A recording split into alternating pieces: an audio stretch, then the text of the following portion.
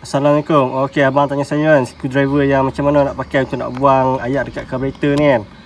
Macam nak senang abang beli macam ni, simpan bawah seat. Kalau untuk yang skru nak pakai tu dia ada dua jenis tau. Abang kena pakai yang jenis mata tumpul macam ni. Screwdriver macam ni jenis mata tumpul. Dia ada dua, jangan silap. Yang ni jenis tajam. Yang jenis tajam ni kalau abang pakai dekat skru carburetor tu boleh rosak dia punya skru. Pakai macam ni, saya tunjuk dekat abang, dah lama abang tanya kan. Yang ni boleh masuk. Kita abang masuk dekat sini, dia punya screwdriver. Okey. Kat sini ada kat converset ni ada tempat nak cucuk dekat skru carburetor. Memang ada khas ada benda tu. Abang adjust kat sini sampai dia punya air ataupun minyak keluar dekat bawah ni.